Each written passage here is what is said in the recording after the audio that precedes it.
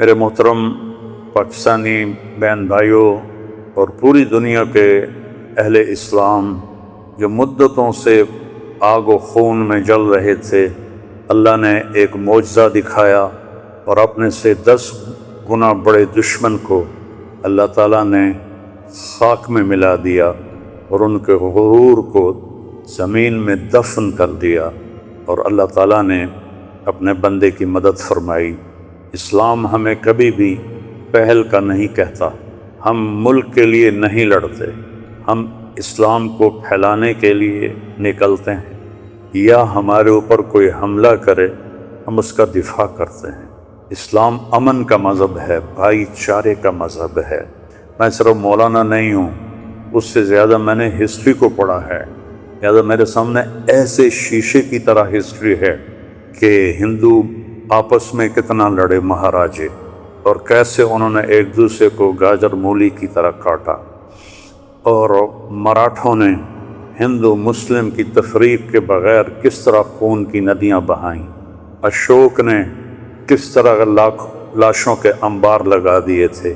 اور میں اپنے نبی پہ قربان جاؤں، جب انہوں نے مکہ فتح کیا 18 برس کی دشمنی تھی کہ ہم نے محمد بن عبداللہ کو قتل کرنا ہے۔ یہ وہ لوگ نہیں تھے جو صرف سیاسی اختلاف تھا یا چھوٹی موٹی کوئی دشمنی تھی، اس درجے کی دشمنی تھی کہ اس کو قتل کرنا ہے۔ جب میرے نبی فاتحانہ مکہ میں داخل ہوئے تو آپ ایسے نہیں بیٹھے تھے اونٹنی پر، آپ اس طرح سر جھکا کے بیٹھے تھے۔ آپ کے پیچھے حضرت اسامہ بن زید بیٹھے تھے، آپ کی لیفٹ سائڈ پر حضرت ابو بکر رضی اللہ تعالی عنہ کی اونٹنی تھی، اور آپ کے لیفٹ پر حضرت اسید بن حضیر رضی اللہ تعالیٰ عنہ تھے، اور حضرت عمر رضی اللہ عنہ صفوں کو سیدھا کرتے ہوئے چل رہے تھے۔ اور میرے لوگ جب داخل ہوتے ہیں تو فاتحانہ تو ایسے داخل ہوتے ہیں اور کہتے ہیں گاجر مولی کی طرح کاٹ دو، نہ بچہ چھوڑو نہ بڑا چھوڑو۔ میرے نبی ایسے داخل ہوئے تھے، کجاوا جو ہوتا ہے نا، اس کے اوپر آپ کی ٹھوڑی لگی ہوئی تھی، اور آپ کہہ رہے تھے لا الہ الا اللہ وحدہ، وہی ہے ایک اکیلا اللہ جس کا کوئی شریک نہیں، نصر عبدہ، اس نے اپنے بندے کی مدد کی، انجز وعدہ، اس نے اپنے وعدے کو پورا کیا، وہزم الاحزاب وحدہ، اور اس نے لشکروں کو شکست دی۔ سارا مکہ حرم شریف میں جمع ہے، اور آپ بیت اللہ کے دروازے پر اس طرح دونوں چوکٹوں کو پکڑ کر کھڑے ہوئے ہیں اور فرما رہے ہیں اب میں کیا کروں گا تمہارے ساتھ۔ خود قرآن کہتا ہے ان الملوک اذا دخلوا قریۃ افسدوها وجعلوا اعزۃ اہلها اذلۃ وکذلک یفعلون۔ بادشاہ جب ملک فتح کرتے ہیں عزت داروں کو ذلیل کر دیتے ہیں اور تباہ و برباد کر دیتے ہیں، لاشوں کے ڈھیر لگا دیتے ہیں۔ تو آج سارا مکہ انتظار کر رہا تھا کہ اب محمد کی تلوار چلے گی صلی اللہ علیہ وسلم۔ آپ نے فرمایا میں کیا کرنے والا ہوں تمہارے ساتھ؟ تو سہیل بن عمرو ابھی مسلمان نہیں ہوئے، قریشی سردار ہیں، کہتے ہیں آپ بڑے سخی ہیں، سخی کے بیٹے ہیں، سخاوت کی امید ہے۔ تو آپ نے فرمایا جاؤ، جیسے یوسف علیہ السلام نے اپنے بھائیوں سے کہا تھا کہ تم آزاد ہو، تم پر کوئی جرم نہیں، میں تمہیں کہتا ہوں جاؤ تم آزاد ہو، تم پر کوئی جرم نہیں۔ سارا مکہ مسلمان ہو گیا آپ کی اس فیاضی پر، چونکہ یہ تاریخ میں ایسا کبھی ہوتا نہیں۔ پھر آگے میں 2-3 واقعات سناؤں گا جس سے اسلام کا مزاج آپ کے سامنے آئے گا۔ دمشق پہ حملہ ہو رہا تھا جو شام کا کیپٹل تھا، اور جو رومن امپائر تھی اس کے 2 کیپٹل تھے، گرمیوں میں استنبول اور سردیوں میں انطاکیہ جو آج ترکی میں ہے، جو اس وقت شام میں تھا۔ تو 2 طرف سے حملہ صحابہ نے کیا، ایک طرف سے خالد بن ولید، دوسری طرف سے ابو عبیدہ بن جراح رضی اللہ تعالیٰ عنہ۔ خالد بن ولید فتح کرتے کرتے کرتے ایک بہت بڑا گرجا تھا، اس کے آدھے تک پہنچ گئے تھے کہ ادھر سے ابو عبیدہ ایک دم آئے اور کہا تم تلوار چلا رہے ہو، میں نے تو ان کی صلح کی اپیل منظور کر رہی۔ اور خالد بن ولید کو غصہ آ گیا، میں امیر ہوں، میری اجازت کے بغیر تم نے ان سے صلح کیوں کی؟ کہا بس میں نے کر دی ہے، تمہیں نبھانا ہے۔ تو اب بتاؤ، جو آدھا شہر فتح کر چکا ہو اور مال غنیمت اور کیا کچھ ہو، اور باقی آدھا بھی فتح ہو گیا، لیکن ایک آدمی نے کہا میں نے صلح کی اپیل منظور کر لی ہے، خالد نے تلوار نیچے کر لی۔ آدھا گرجا توڑ کے مسجد بنایا گیا، اور آدھا گرجا رہا، اس کو جو توڑا تھا ایک طرف سے اسے مسلمانوں نے ٹھیک کر کے ان کو بنا کے دے دیا۔ پھر ولید ابن عبد الملک کے زمانے میں کوئی 60-70 سال بعد اس نے عیسائیوں سے وہ گرجا خریدا منہ مانگے بول پر، اور وہ مسجد بنائی جو آج دمشق میں ہے۔ اور جو قیدی پکڑے گئے اس میں پتہ چلا کہ رومن امپائر کے بادشاہ کی بیٹی بھی قید ہے، چونکہ اس کا جو خامن تھا وہ دمشق کا گورنر تھا، اس کا نام تھا توما۔ تو حضرت خالد کو پتہ چلا کہ وہ قیدیوں میں ہے، تو انہوں نے فوراً اس کو وہاں سے نکلوایا، الگ خیمہ، اس کی باندیاں نوکرانیاں، اور اوپر صحابہ کا پہرا لگا دیا۔ اور جب دمشق کا سارا سسٹم ٹھیک کر لیا تو 400 مسلمان سپاہیوں کو رومن امپائر کے بادشاہ کی بیٹی کے ساتھ بھیجا کہ جاؤ اور اسے انطاکیہ کیسر کے پاس پہنچا کے آؤ۔ اس وقت کا رومن بادشاہ کیسر تھا، ہرقل جس کو اب ہرکلیس کہتے ہیں، ہرقل نام تھا۔ تو 400 سپاہی انطاکیہ کے بارڈر پر ہرقل کی بچی کو چھوڑ کے آئے اور واپس چلے، اور کہا کہ کہہ دینا کہ ہم عزت داروں سے یہی سلوک کرتے ہیں۔ تو جب ہرقل نے دیکھا، حیران پریشان، تو اس نے پوچھا، بیٹی نے سارا بتایا، تو وہ رونے لگا کہ جس قوم کے یہ اخلاق ہوں تو یاد رکھنا ایک دن انطاکیہ بھی ان کے قدموں میں ہوگا۔ یہ اس کے الفاظ تھے۔ مسلمانوں کی ایک خوبصورت، مسلمان بادشاہوں نے وہی کیا جو باقی بادشاہوں نے کیا۔ لیکن میں تھوڑا سا آگے چلتا ہوں، میں آپ کو صلاح الدین ایوبی کی بتاتا ہوں، جو 492 ہجری یعنی میرے نبی سے 492 سال بعد کی تاریخ آپ کو بتانے لگا کہ صلیبی عیسائی پادری نے پورے یورپ کو آگ لگا دی کہ یروشلم آزاد کراؤ، فلسطین آزاد کراؤ۔ ایک بہت بڑا لشکر نکلا۔ اس وقت بغداد پہ جو خلافت تھی وہ بڑی کمزور تھی۔ مستظہر باللہ ایک خلیفہ تھا جو اس وقت وہاں حکمران تھا، لیکن غلبہ وہاں سلجوکیوں کا تھا۔ تو اس نے آسانی سے بیت المقدس یروشلم کو فتح کیا۔ اس کا نام تھا گاڈ ہمفرے، اور اس خبیث نے کہا جب تک مسلمانوں کا خون میرے گھوڑے کے سینے تک نہیں آ جاتا قتل عام جاری رکھا جائے۔ تو اس سے یہودی بھی آباد تھے اور مسلمان بھی آباد تھے اور عیسائی بھی آباد تھے۔ عیسائیوں کو چھوڑ دیا اور یہودیوں اور مسلمانوں کو اتنا قتل کیا کہ گلیوں میں ان کا خون بہنے لگا۔ آخر پادریوں نے وہ خون بالٹی میں بھر کے اس کے گھوڑے کے سینے پر مارا کہ چل تیری قسم پوری ہو گئی کہ مسلمانوں کا خون تیرے گھوڑے کے سینے سے لگ گیا۔ تب اس نے تلوار نیچے کی۔ 1099 اور 1187 میں یعنی 88 سال کے بعد جب صلاح الدین ایوبی رحمۃ اللہ علیہ نے فلسطین کو فتح کیا تو سارے مسلمان غصے سے بھرے ہوئے تھے، فوجی، کہ ہم بھی ان کو ایسے ہی قتل کریں گے جیسے انہوں نے ہمارے مسلمانوں کو قتل کیا تھا۔ اس سے پہلے ایک جنگ ہوتی ہے، جنگ حطین، جس میں سارے عیسائی بادشاہ یورپین اور مقامی 60,000 کا لشکر، اور صلاح الدین ایوبی کے پاس 20,000 کا لشکر تھا۔ تو اس نے صلاح الدین نے ان کو گاجر مولی کی طرح کاٹ دیا۔ بادشاہ سارے گرفتار ہو گئے۔ اس نے سب بادشاہوں کو عزت دی، صرف ایک کو قتل کیا، ریجنالڈ، جس نے 2 دفعہ حاجیوں پہ حملہ کیا تھا۔ یہ کرک اردن کے شہر کا حکمران تھا اور حج کا راستہ کرک سے جاتا تھا، تو اس نے 2 دفعہ حاجیوں کو قتل کیا اور کہا بلاؤ اپنے محمد کو۔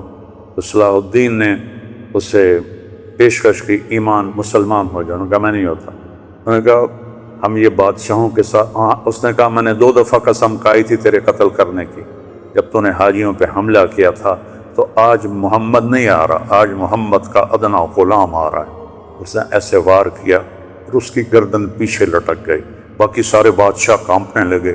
اس نے کہا ڈرو نہیں، ہمارا مذہب ہمیں یہ نہیں سکھاتا ہم بادشاہوں کو، عزت داروں کو ہم عزت دیتے ہیں، لیکن یہ بہت حد سے آگے بڑھ گیا تھا، اس لیے میں نے اس کو قتل کیا ہے۔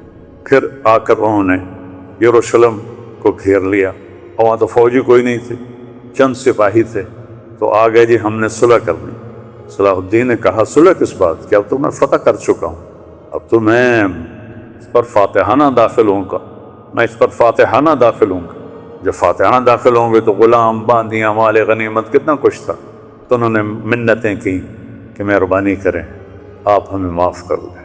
تو آپ 88 سال پہلے دیکھیں کہ قتل عام سے گلیاں بھر گئیں، اور 88 سال بعد ایک مسلمان جو اپنے نبی سے 400 کوئی 500 سال بعد آیا ہے، اس نے کہا اچھا ٹھیک ہے، میرے لیے میری طرف سے سب کو اجازت ہے، جو جانا چاہتے ہیں اور جتنا سامان لے جانا چاہتے ہیں وہ بھی لے جائیں، اور فدیہ، تھوڑا سا فدیہ رکھا۔ تو جو مالدار تھے وہ اس کا ہر جانا اور وہ جرمانہ دیتے ہوئے نکلتے گئے، پیچھے غریب عیسائی رہ گئے، ان کا ہر جانا صلاح الدین نے اپنی جیب سے دیا، اور کچھ باقیوں نے کہا جی ہم رہنا چاہتے ہیں، کہا بسم اللہ رہو۔ نہ کسی گرجے کو نقصان پہنچایا، نہ کسی عیسائی پر تلوار اٹھائی۔ یہ میرا اسلام ہے، یہ میرے نبی کا بتایا ہوا دین ہے جو ایک اللہ کی دعوت دیتا ہے۔ تاریخ تو بہت لمبی ہے، میں نے 3 واقعے بتا دیے، ایک اپنے نبی کا، ایک صحابہ کا، اور ایک 500 سال کے بعد ایک بادشاہ کا۔ اور اس کے بعد میں سارے اہل پاکستان کو مبارک دیتا ہوں، سارے بہن بھائیوں کو مبارک دیتا ہوں، وہ مسلم ہیں، عیسائی ہیں، ہندو ہیں، سکھ ہیں، جو بھی ہیں، سب کو مبارکباد دیتا ہوں کہ آج عرصوں کے بعد اللہ نے اہل ایمان کو فتح عطا فرمائی اور سب کے کلیجے ٹھنڈے کیے۔ یہ ہمیں دہشت گرد کہتے ہیں، دہشت گرد تو کم بخت یہ ہیں۔ آپ کو پتہ ہے جب دوسری جنگ عظیم ہوئی ہے تو کون تھا شروع کرنے والا؟ ہٹلر 1940 میں، 1945 میں کم بخت نے خودکشی کی۔ کتنے لوگ مرے؟ 8 کروڑ لوگ مرے دوسری جنگ عظیم میں۔ پہلی جنگ عظیم 1914 میں شروع ہوئی، 2 کروڑ لوگ مرے، اس وقت آبادی تھوڑی تھی۔ تو سب سے بڑے دہشت گرد تو یہ ہیں۔ 8 کروڑ عیسائی آپس میں ٹکرائے، اتنا قتل عام تو کسی مسلمان نے نہیں کیا۔ مسلمانوں میں بھی ظالم آئے، میں ان کی کبھی وکالت نہیں کروں گا۔ تیمور لنگ بدبخت بہت ظالم تھا، اس نے 33 ملک فتح کیے۔ تو آج کے میڈیا نے، چونکہ یہودیوں کے ہاتھ میں ہے، انہوں نے مسلمانوں کو کہہ دیا یہ دہشت گرد ہیں، ہندوؤں نے کہا آتنکوادی ہیں۔ تو میرے بھائیو، میں پوری دنیا کے انسانوں سے کہہ رہا ہوں، اسلام امن کا مذہب ہے، محبت کا مذہب ہے۔ ہم کبھی پہل نہیں کرتے۔ ہٹلر مسلمان نہیں تھا، عیسائی تھا، اور اس نے 8 کروڑ، اور مسولینی اٹلی والا 8 کروڑ انسانوں کے قتل کا وہ ذریعہ بنے۔ اور لینن اور اسٹالن، انہوں نے سوشلزم کو زبردستی نافذ کرنے کے لیے 2 کروڑ انسانوں کا قتل کیا۔ ابھی تاریخ موجود ہے، پڑھ لیں آپ لوگ۔ 1924 کے 27 میں لینن کا انتقال ہوا تھا، 1953 میں اسٹالن کا انتقال ہوا تھا۔ خون کی ندیاں بہا دی، الزام ہمارے اوپر، اور آج اللہ تعالیٰ کا فضل ہے، اللہ نے ہمیں عزت دی۔ میں اپنی حکومت کو بھی مبارک دیتا، اپنی افواج کو بھی مبارک دیتا ہوں، اور ان شاہینوں کو مبارک دیتا ہوں جنہوں نے فضا میں اڑ کر، جان ہتھیلی پہ رکھ کر، ڈیتھ سرٹیفکیٹ پر دستخط کر کے، میں نے وہ ویڈیو دیکھی کہ ہمارے جوان ڈیتھ سرٹیفکیٹ پر آسان ہے سائن کرنا، اور ہمارا ایک جہاز تھا، ان کے 10 جہاز، ان کا ہر نشانہ خطا گیا، ہمارے سارے نشانے صحیح لگے۔ یہ ہے نصر من اللہ وفتح قریب۔ تو میری افواج پاکستان، ان کے سربراہان، ان کے سپاہی سے لے کر اور رینجر سے لے کر تمام کو، یہ میرے ہاتھ اٹھے ہوئے ہیں۔ اللہ آپ کو سلامت رکھے، اور اللہ اس ملک کو سلامت رکھے، اور اس میں امن قائم ہو، اس میں مذہبی اختلاف ختم ہو۔ یہ علماء سے کہہ رہا ہوں، سیاسی اختلاف ختم ہو، یہ سیاسی جماعتوں سے اختلاف تو رہے گا، دشمنی نہ ہو، دشمنی نہ ہو، ایک ہو کے رہے۔ اور ہندوستان والوں سے کہتا ہوں اچھے ہمسائے بن کر رہو۔ ہمارے تو ہمسائے کے اتنے حقوق بتائے ہیں ہمارے نبی نے کہ جس کی کوئی حد کوئی نہیں۔ آپ اچھے ہمسائے بن کے رہو تو ہمیں آپ سے کیا قرض ہے؟ آپ کا بھی نفع ہے، ہمارا بھی نفع ہے کہ ہم اس نفرت سے اور اس جنگ سے باز رہیں۔ اللہ کی قسم، مسلمان کسی سے نفرت نہیں کرتا، سب کے لیے اس کے دل میں ہمدردی ہوتی ہے۔ یہ نفرت سے توبہ کریں۔ کوئی مذہب، آپ اپنی کتابیں پڑھیں، کہیں آپ کو کوئی نفرت کا بول نظر آئے، آپ اپنی وید پڑھیں، کہیں آپ کو نفرت کا بول نظر آئے، بائبل پڑھیں، کہیں آپ کو نفرت کا بول نظر آئے، تو میری سب سے گزارش ہے کہ امن سے رہیں، صلح سے رہیں۔ حکمرانوں سے اپیل ہے، یہ ایک سیاسی انتشار ہے، اس کو اللہ کے واسطے ختم فرما دیں تاکہ ہم ایسے ہو کے رہیں۔ میں پہلے تو اس کو سلام کرتا ہوں جس نے اس آپریشن کا نام رکھا ہے بنیان مرصوص، اور اس کے بعد میں عرض کرتا ہوں حکمرانوں سے جو اس وقت ہیں، جو اقتدار میں ہیں، طاقت میں ہیں، پورے قوم کو بنیان مرصوص بنا دیں، اور یہ جو سیاسی اختلاف ہیں اس کو دشمنی تک نہ لے جائیں۔ لوگوں کو آزادی دیں کہ آزادی سے وہ سیاست کر سکیں، تو ہم پھلیں گے، پھولیں گے، اور آخر تو ایک دن چلے جانا ہے۔ اللہ راضی ہوگا تو اللہ ہمیں موجیں کرا دے گا۔ اگر کوئی ظالم بن کے مر گیا تو پھر چاہے وہ مسلمان ہے اور چاہے وہ تہجد گزار ہے۔ حجاج بن یوسف روزانہ 10 سپارے تہجد میں پڑھتا تھا، 10 سپارے، اور وہ ایسا خبیث تھا کہ اس نے 1.25 لاکھ مسلمان اپنے سامنے کھڑے ہو کے قتل کروا دیے۔